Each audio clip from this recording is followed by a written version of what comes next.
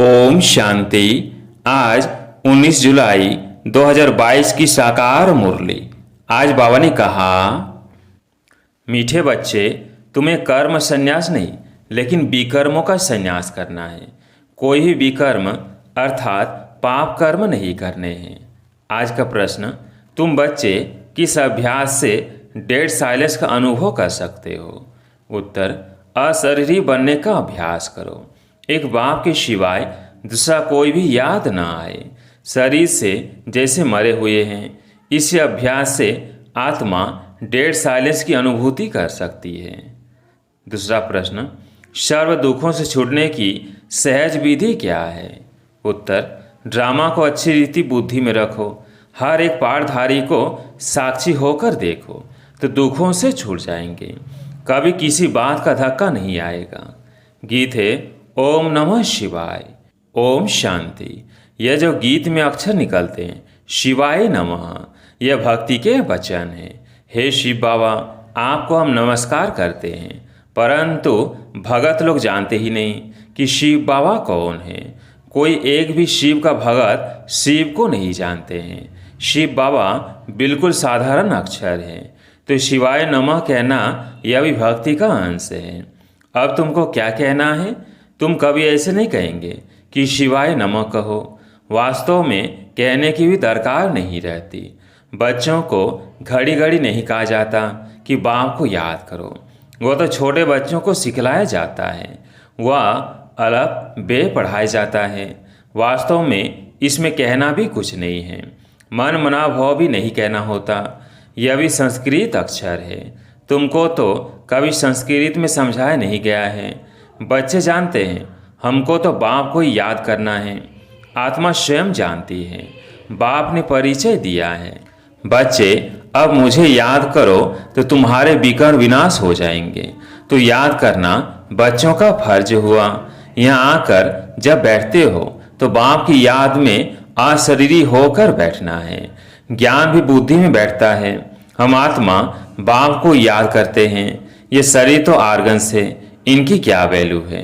बाजा कितना भी फर्स्ट क्लास हो, अगर मनुष्य बजाता ठीक नहीं हो तो बाजा किस काम का? ऐसे मुख्य आत्मा है। आत्मा जानती है हमें ये आर्गन से मिले हैं कर्म करने के लिए। हम कर्म योगी हैं, कर्म सन्यासी हो नहीं सकते।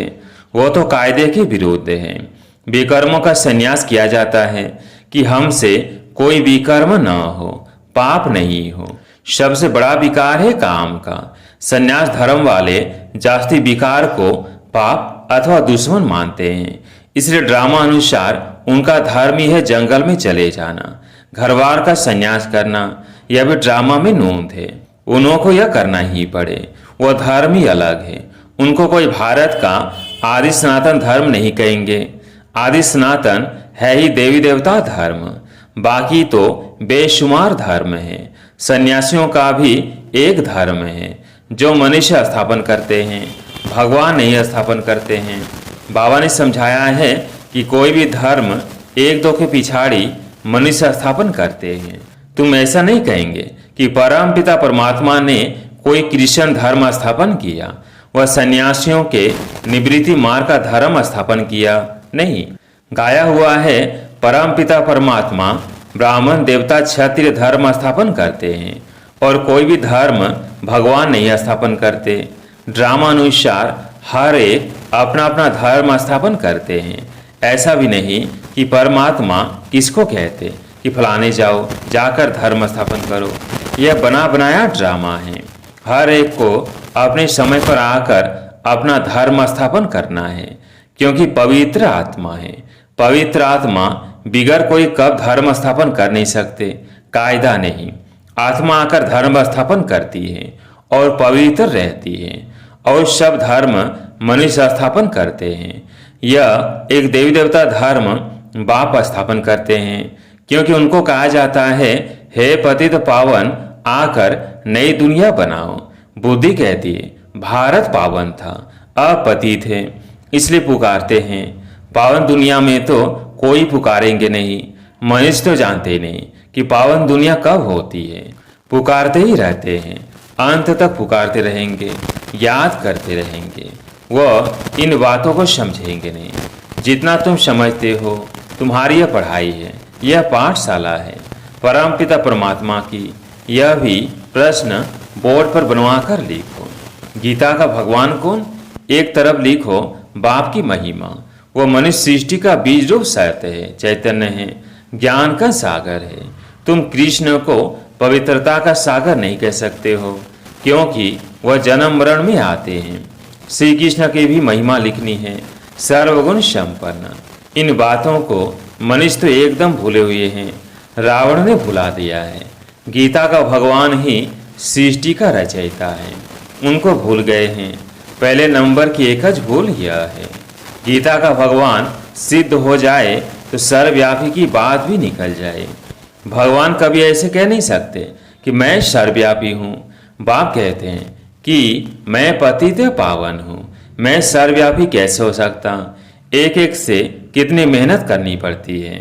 बच्चों को समझाया गया है कि जब यहाँ बैठते हो तो सिवाय एक बाप के और कोई को याद नहीं करो। परंतु जिनकी प्रैक्टिस नहीं है, सारा दिन सर्विस में रहते हैं, वो निरंतर शिव बाबा को याद करें। यह बड़ा मुश्किल है। याद न करने से वो डेड साइलेंस हो नहीं सकते। तुम अशरीरी बन जाते हो, गोया शरीर से मर जाते हो। मरता शरीर है, आत्मा थोड़ी मरती है। आत्मा कहती है मैं शरीर छोड़ता हूँ, मैं मरता हूँ। यह अक्षर कहना रॉन्ग है। आत्मा ने शरीर छोड़ा, यह राइट अक्षर है। यह समझ की बात है। आत्मा एक शरीर छोड़ दूसरा ले पाठ बजाती है। पाठधारी तो सब है ना, आत्मा पाठ बजाती रहती है। अभी तुम बच्चों को यह ज्ञान मिलता है। ड्रामा प्लान अनुसार उनको दूसरा शरीर ले फिर पाठ बजाना है। इसमें दुख हम क्यों करें? इस ड्रामा में हम एक्टर हैं, यह बात भूल जाती है। ड्रामा को जान जाए तो दुख कभी हो नहीं सकता। तुम ड्रामा के आदि मध्य अंत को जानकर कहते हो फलानी आत्मा ने शरीर छोड़ा, जाकर दूसरा शरीर लिया। हर एक अपना पाठ बजा रहे हैं। भल तुमको ज्ञान मिला है तो भी जब तक परिपक्व अवस्था हो तब तक कुछ धक्का आ जाता है। रावण राज्य में जड़ जड़ीभूत हुई है ना, तो झड़ धक्का आ जाता है। सतयुग में कभी धक्का नहीं आता, वहाँ तो बैठे बैठे शरीर छोड़ देते हैं। अब नया शरीर जाकर लेना है। सर्प का मिसाल, यहाँ तो ढेर रोने लग पड़ते हैं, कहाँ कहाँ से आकर सयापा करते हैं। सतयुग में यह बातें होती नहीं हैं। तुम संगम युग पर ही राम राज्य रावण राज्य के रस्म रिवाज को जानते हो। राम राज्य में तुम रावण राज्य को नहीं जानते हो, रावण राज्य में तुम राम राज्य को नहीं जानते हो। संगम पर तुम दोनों को जानते हो। बाबा आकर सारे ड्रामा के आदि मध्य अंत का राज समझाते हैं। फीलिंग आनी चाहिए कि ब्रोवर यह बात ठीक है। जब तक तुम ब्राह्मण नहीं थे तब तक कुछ नहीं जानते थे। ज्ञान बिगर मनुष्य तो जैसे जंगली है। गवर्नमेंट भी कहती है मनुष्य को पढ़ाई जरूर चाहिए। गाँवड़े वाले पढ़ते नहीं हैं, अपनी खेती बाड़ी में ही लगे रहते हैं। तो बाहर वाले कहते हैं यह तो जंगली है। हमको तो अब बाप बैठ पढ़ाते हैं। हम गार्डन के फूल बनते हैं, वह जंगल के कांटे। तुमको मालूम पड़ा है तब समझ सकते हो। दुनिया में ऊंच ते ऊंच गुरु को माना जाता है, क्योंकि समझते हैं कोई सदगति करते हैं। परंतु बाप ने समझाया है यह तो भक्ति में फंसाते हैं। भक्ति की धुन में बैठते हैं तो झूमते रहते हैं। तुमको झूमने आदि की दरकार नहीं। यहाँ तो बाप से बरसा लेना है। बच्चा बड़ा होता है, समझ जाता है बाप से हमको वर्षा मिलना है। छोटे बच्चे का आर्गन्स ही छोटे हैं। तुम तो समझ सकते हो हमको अपना जीवन कैसा ऊंच बनाना है। ब्रोवर भारत हीरे जैसा था। गीता में अगर परमपिता परमात्मा का नाम होता तो सब कुछ समझ जाते। परमपिता परमात्मा ही सर्व का सदगति दाता है। उनकी शिव जयंती भी भारत में ही मनाते हैं। वास्तव में भारत तो सबसे बड़ा तीर्थ है। सबकी सदगति करने वाला जो बाप है उनका जन्म यहाँ भारत में होता है। अभी तुमको पता पड़ा है बाप कैसे भारत देश में आते हैं। अब कौन सा तीर्थ स्थान ऊंच मानेंगे? जरूर भारत को ही मानना पड़े। शिव के मंदिर तो जहाँ तहाँ हैं। शव धर्म वाले जहाँ भी शिव का मंदिर देखेंगे तो जाकर शिव बाबा पर हार चढ़ाएंगे। अगर जान जाए कि शिव बाबा ही है जिसने हम सब की सदगति की है तो भटकना छूट जाए। भारत को ही अविनाशी अखंड कहते हैं। भारत कभी विनाश नहीं होता है, यह भी तुम जानते हो। भारत में जब देवी देवता धर्म था तो धर्म वाले वह अखंड नहीं थे। तुम बच्चे जानते हो, बाप अब यहाँ फैमिली सहित बैठा है। ये ईश्वरीय फैमिली है और वह है आसुरी फैमिली। तुम्हारे में भी कोई कोई है जो अच्छी तरह समझते हैं, शुद्ध अहंकार में रहते हैं। देवमान है अशुद्ध अहंकार। देवताओं के चेहरे पर कितना हर्षितपना रहता है। तुम्हारा शुद्ध अहंकार गुप्त है। आत्मा को बहुत खुशी होती है, ओहो कल्प बाद फिर से बाबा मिला है। हमको राज्य भाग्य का वर्षा देने के लायक बना रहे हैं। बड़ी खुशी रहनी चाहिए। तुम्हारे अगेंस्ट बहुत है। तुम्हारी एक बात है, ईश्वर सर्वव्यापी नहीं है और दूसरा गीता का भगवान कृष्ण नहीं है। यह मुख्य दो भूल है। इसलिए बाबा कहते हैं कि पहले पहले पूछो परम पिता परमात्मा से आपका क्या संबंध है, और यह भी पूछो कि गीता का भगवान कौन है। जज करो इस पहेली को। इसको हल करने से सेकंड में जीवन मुक्ति पा सकते हो। जनक मिशल सेकंड में जीवन मुक्ति, यह तो भारत में मशहूर है। उसने कहा कौन है जो हमको सेकंड में ब्रह्म ज्ञान देवे। यह ब्रह्मा ज्ञान है ना, जो ब्राह्मण ब्राह्मणियाँ देते हैं।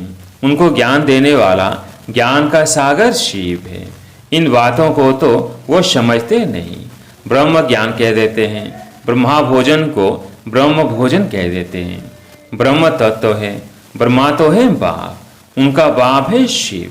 यह बातें मनुष्य बिल्कुल नहीं जानते हैं। पहले तुमको यह बातें थोड़ी समझाई थी। पहले तो तुम बच्चे सगीर थे, अब बालिग हुए हो। बाप कहते हैं आज तुम्हें गुह्य बातें समझाते हैं। बात बिल्कुल सहज है, मन मना भव। जैसे बीज और झाड़ का विस्तार कितना लंबा है, समझाते रहते हैं। अभी हम त्रिकालदर्शी बन गए हैं, रचयिता और रचना के आदि मध्य अंत को जान गए हैं।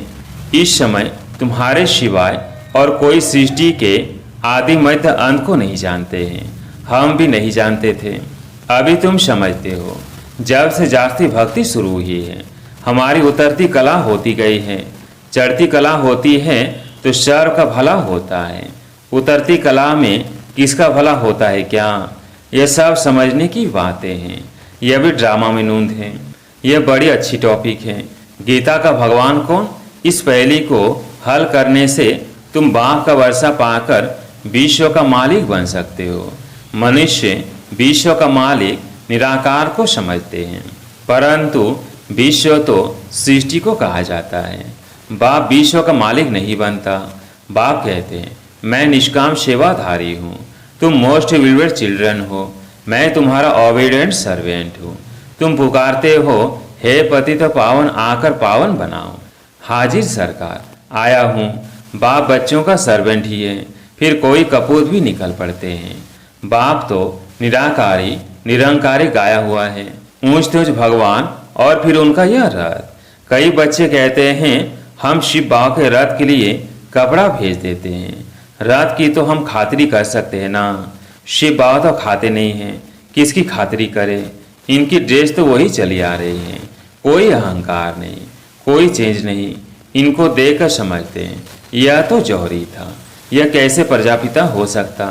अरे इसे मूंझने की क्या बात है, आकर समझो। हम ब्रह्मा मुख द्वारा वंशावली बने हैं, हमारा हक लगता है विश्व का मालिक बनने का। अच्छा, मीठे मीठे सिगिल है बच्चों प्रति माता पिता बाप दादा का याद प्यार और गुड मॉर्निंग। रूहानी बाप की रूहानी बच्चों को नमस्ते।